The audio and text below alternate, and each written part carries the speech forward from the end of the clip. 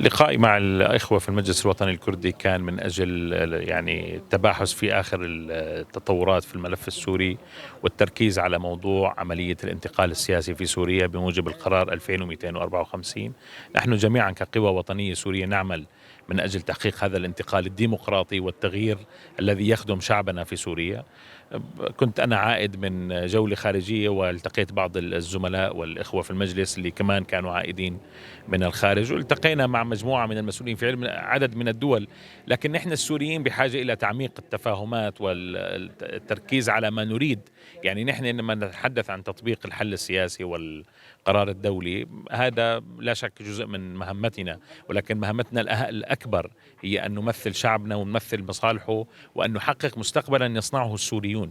نحن السوريين لازم نصنع مستقبلنا بأيدينا ولا ننتظر الآخرين، حتى لو كان في دعم دولي أو ما في. هذا بالنسبة لنا لا يهم. ما يهمنا أن نذهب نحو حل سياسي سوري يضمن لجميع السوريين المشاركة في صنع مستقبلهم وفي تقرير حاضرهم ومستقبلهم، وأيضا في أن تكون سوريا بلد منوع، بلد يحفل يستفيد من هذا الغنى الاجتماعي، الغنى السياسي الثقافي، وأن يكون بلد لكل مكوناته ولكل أبناء الشعب السوري. يعني المخيم، أولا أنا حبيت أطلع على وضع الإخوة هنا، ويعني أنا كان معي بعض الزملاء أيضا.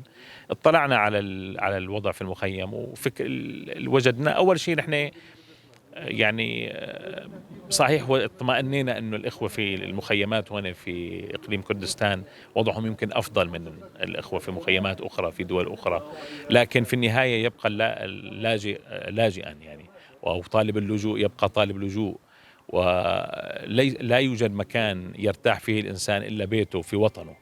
نحن صحيح بنحاول أنه نحسن أوضاع الإخوة قدر المستطاع، يعني نحن وغيرنا كل المسؤولين عن الملف السوري.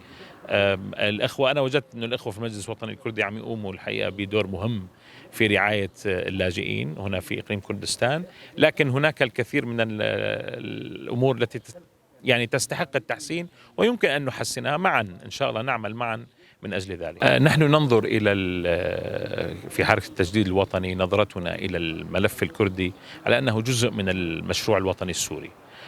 سوريا هي لجميع أبنائها، وأي حل لأبناء الشعب السوري يجب أن يشمل الجميع، وأن يكون جميع السوريين على قدم المساواة، لا تمييز بين أحد وآخر، لا على أساس إثني ولا مذهبي ولا ديني.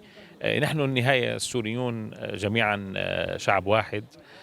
صحيح هناك مطالب أحيانا خاصة، يعني مثلا الإخوة الكرد لديهم مطالب فيما يتعلق بقضايا التعليم وقضايا الإدارة اللامركزية.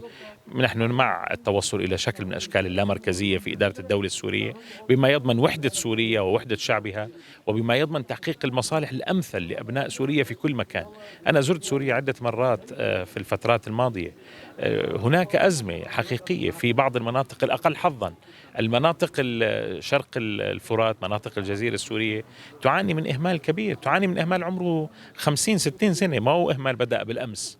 وهذا شيء الحقيقة لا يسعدنا كسوريين ولا يشرفنا أن تكون هذه المناطق التي تزود سوريا بأهم ثرواتها أن تكون هي الآن حتى هذه اللحظة لم تحصل على حظها من التطوير والتنمية.